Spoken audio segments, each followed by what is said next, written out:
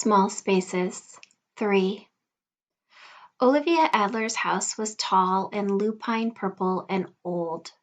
Her dad had bought the house before he and Mom had ever met.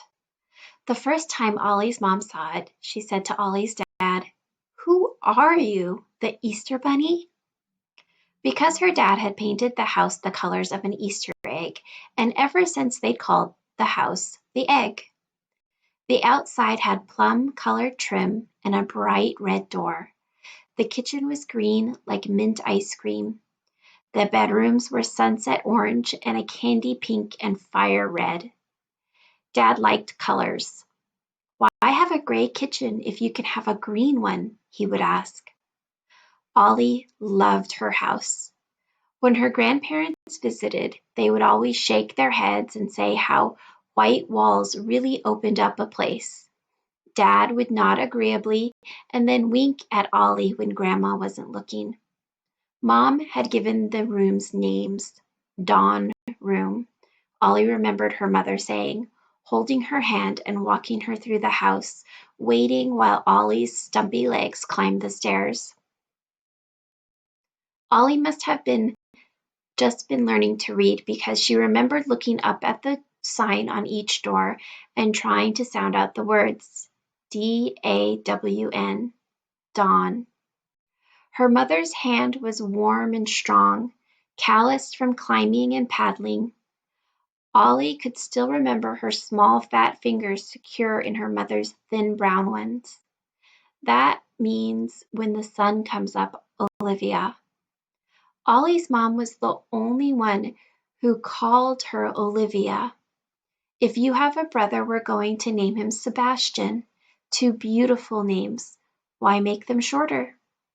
Miss Carruthers had tried to call Ollie Olivia at the end of 5th grade, and a few teachers had tried since, but Ollie refused to answer. All the best heroines of Ollie's books were stubborn as rocks or roots or whatever the author liked to call them. Only her mother called her Olivia, and that was that. "Dusk room," Ollie's mother said, tilting the sign on the door so Ollie could see. She and Dad had painted the signs themselves. Dad's were perfect, with suns and moons and tiny flowers. Dad was crafty. He painted and knitted hats and baked. Ollie's mom liked digging in the dirt and running and flying and adventurous things. Her signs were exuberant blobs of paint in which the letters were barely visible. "Dusk means when the sun goes down," Ollie's voice piped in with delighted reply. "And this one?" said Ollie's mother at the end of the hallway. The door to this room had an old-fashioned keyhole and a doorknob shaped like a dragon. "Your mother found that doorknob in some yard sale," her dad told Ollie once. "She had to have it." "For my daughter," she said. "Ollie's room!" Ollie cried triumphantly. Her mother had laughed and scooped her up and run with her upside down, all the way back to the kitchen. Ollie had to pass the Brewster's house on her way home. During the day, the skeleton in their attic looked silly, but now, at dusk, it looked sinister. Its lit-up green eyes seemed to follow her. The witch on the front porch grinned and cackled. Ollie hurried past, trying not to look over her shoulder. "Just a crazy person. I just met a crazy person. That's all. That doesn't mean I have to be scared of everything now. Come on." "And stole something from a crazy person," another part of her replied. "They put people in the slammer for stealing stuff. Juvenile detention. You'll have to graduate high school in prison pajamas." It was easier thinking that than the other thought. What if she knocks on the door at midnight with that same look in her eyes, wanting the book back? Ollie heaved her bike into the tool shed and clattered through the front door. The streaky shadows on the lawn seemed to chase her indoors. The weather was changing. The wind that had rattled the leaves by the swimming hole was now tearing down the mountain, swinging arcs of sunset shadows across the Egg. Rain began to spatter the driveway. The warm weather was over. But inside the egg, everything was bright and normal. Ollie hung her jacket on its peg, pocket heavy with the weight of her surprise. She reached for the book, then thought better of it. If she didn't show it to anyone, she could always deny taking it. Would anyone believe her? Would they believe the woman by the river? Her dad was in the kitchen. Simon and Garfunkel crooned on the speakers, accompanied by the clanking of pots. Over the music, her dad called, "That you, Ollie?" "Nope," said Ollie, still a little shaky. "It's the postman. Someone just sent me a puppy, a kitten, and a pony for my birthday."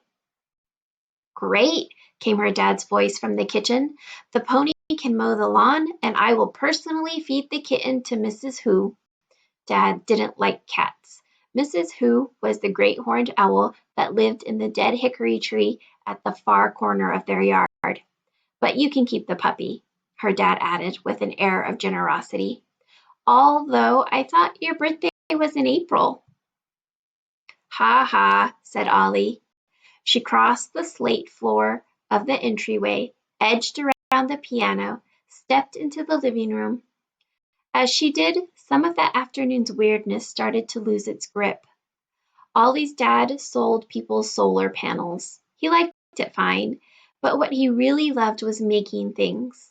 Ollie had never seen his hands still, not since she was a baby.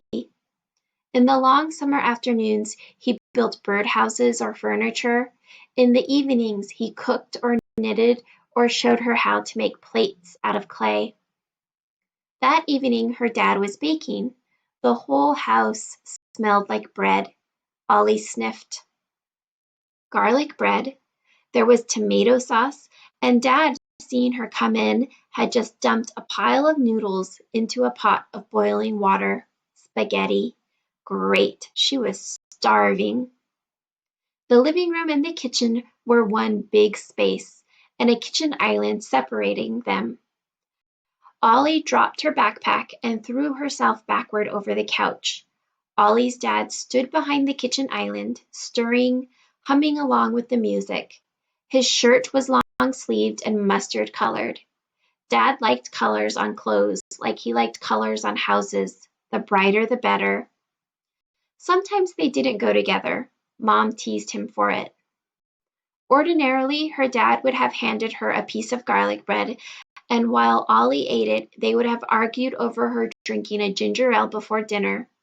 And by the time she'd worn him down, the pasta would have been ready, and it wouldn't be before dinner anymore. But now her dad's expression had turned serious, and the garlic bread stayed in the oven. Ollie thought about staging an oven raid and then thought better of it. She surveyed her dad upside down. It was possible the school hadn't called. Her dad pressed pause on Simon and Garfunkel. "Ollie?" "The school called," said Ollie. "Brian Battersby's mother called me first," said her dad. He couldn't maintain angry, dad voice even when he was trying. Now he just sounded exasperated. "I got an earful, let me tell you. And then the school called. You have to go to the principal tomorrow. Ollie, you could have really hurt that boy." "No, I couldn't," said Ollie, sitting up. "It was only a tiny rock. Besides, they were being mean to Coco Zintner. You always tell me I should stick up for people." Her dad quit stirring the sauce and came and sat down beside her. Now he was going to be understanding. She hated understanding voice as much as she hated sympathy face. Ollie felt her ears start to burn. "Ollie," he said, "I'm really glad you were trying to help someone, but don't try that innocent face with me. There's about a million ways to help a friend without giving anyone stitches, as you know perfectly well. I don't care if Brian was being a little turd. Next time, get a teacher, use words, blind them with mathematics. God, use that imagination of yours." He knocked playfully on Ollie's forehead. "First thing tomorrow morning at the principal's office, young lady. You're going to be in detention for a while if Brian's mother has anything to say about it." He paused, added mildly, "Brian is fine, by the way." His mother seemed to think he wasn't taking the incident as seriously as he should be. "Of course he's not. His head's about 7 inches thick," grumbled Ollie. "I could have thrown a brick and he'd be fine." "Please don't," said her dad, as the caterpillar said to the blackbird.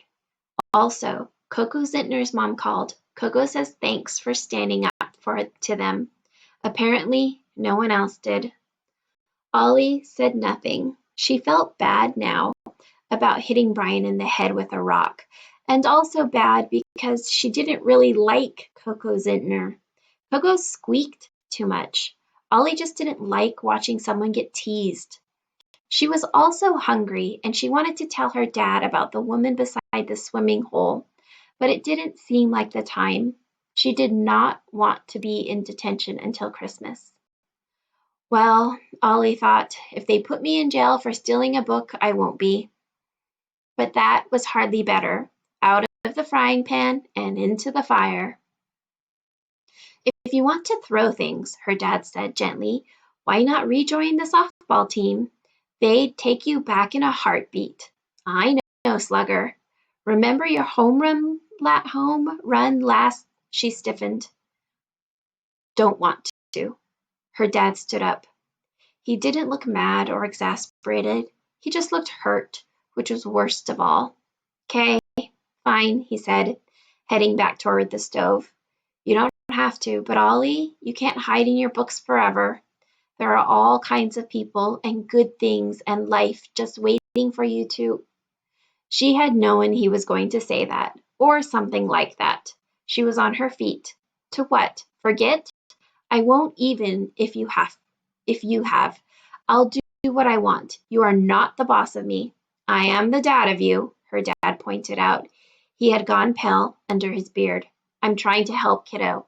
I'm Stadstill too, you know, but She didn't want to hear it. Of all the things in the world, it was the last thing she wanted to hear. "I'm not hungry," said Ollie. "I'm going to bed." "Ollie, not hungry." She grabbed her backpack, made for the stairs in the entryway, scooped up her prize from the swimming hole in passing. The stairs were steep, the hallway to her room long and full of shadows. She sped down it. Part of her wanted her dad to follow her, tell her she was being silly. She wanted him to crack a dumb joke and coax her downstairs to dinner, but only silence chased her up the stairs to her room. Ollie didn't slam the door. No, she'd already had her tantrum. To slam the door would be too obvious. Make her an angry kid, which you are, dummy, instead of an angry almost teenager who had the right to be mad. So Ollie gritted her teeth and closed her door very softly. Then, where no one could see, she threw herself onto her comforter and buried her face in her pillow. She didn't cry. She squeezed her eyes shut, but she didn't cry. It was something she had tears for anyway. It wasn't something she had tears for anyway. Tears were for things like skinning your knee, not for whatever. Ollie just got mad sometimes, and people talking to her made it worse. It was easier to be by herself, up here where it was quiet, even though she was hungry. She could still smell garlic, but her dad would want to talk more, and Ollie didn't have any words for him. Or maybe he'd let her be quiet. Sometimes he did, but in its way, silence between them was worse. Better to stay up here. Ollie dug a russet apple out of her bag. Evansburg had the best apples. It was harvest time, and the market was full of fresh cider and every type of apple in the world. Red and purple and yellow and green apples. Crunch! Ollie bit down. Apples were good. She would think about apples. Ollie practically lived on apples in October.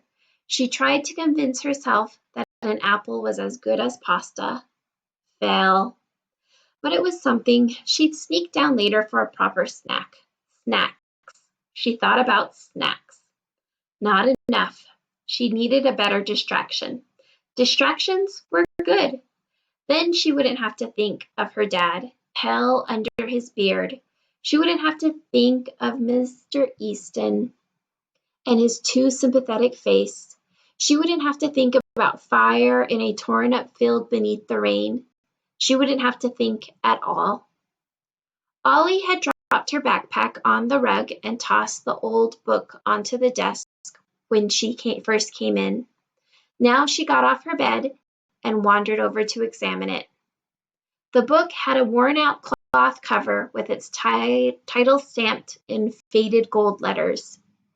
It was very thin, less than 100 pages. Ollie picked it up. Small spaces. No author, just the title. Ollie opened the book, scanned the copyright page. 1895. Wow, Ollie thought. Super old. Printed in Boston. Ollie turned the page. It started with a letter. My dearest Margaret, I wish I could have told you this story in person. More than anything, I wish I had one more hour, one more day, a little more time. Ollie bit her lip. She too had wished for more time. She sank down on her bed, reading, chewing her apple, without really noticing. But I don't. These words are all I have. I know you have often wondered why I do not speak of your father. I am going to tell you why. I do not know if you will believe me. Set down in black and white, I barely believe these words myself. But I promise you that everything I say in here is true. Once you have read, I hope you will forget. The farm is yours now. Sell it if you can. Above all, I beg you to leave the past alone. Think of the future. Think of your family. Do not go back to Smoke Hollow. The twilights when the mist rises, the dangerous nights get more frequent as your year draws to a close. Jonathan told me that before well, I will come to that. I can't tell you how I have thought of leaving this place. I meant to, you know. Your father and I even talked of it, but he said the curse was his alone, and he could not escape it. I would not leave him. Now he is gone. There, the candle is guttering. Lights flicker, you know, when they are near. Sometimes I hope desperately that Jonathan is with them, that he has never left me at all. But mostly, I hope he is safely dead, and that I will see him in the next world. Because the alternative is so much worse. God bless you, my dear. Even if this story seems strange, I beg you will read it for my sake. With all my love, Beth Webster, née Bouvier, Smoke Hollow, 1895. Ollie turned the page, fascinated. The next page only had an epigraph. When the mist rises and the smiling man comes walking, you must avoid large places at night. Keep to small. Ollie frowned. Small spaces, said the woman by the creek. Well, the woman was obviously not right in the head. Maybe the book had set her off. Somehow, Ollie eyed the epigraph with puzzlement. The rain tapped against her skylight. The wind was working up a temper outside. Ollie turned another page. I was born just after the end of the war, and I was a child in 1876 when Jonathan and Caleb and their mother, Kathy Webster, came to Smoke Hollow. They were all dusty, the boys barefoot, wearing patchwork shirts. Between the three of them, they had nothing but a little bread and smoked ham tied in a napkin. They walked past the farm gate, past the hog pens and the chicken coop. When they got to the barnyard, the first thing they saw was me, as I was then, a pig-tailed girl wearing brown calico, red-faced from the oven and holding a pie dish. "Mister," I said to Jonathan, "Pop's in the north field." Jonathan was 14 then, nearly a man in my eyes, but he grinned at me like we'd known each other forever. "We'll wait," Jonathan said cheerfully. "I was hoping your pop was hiring."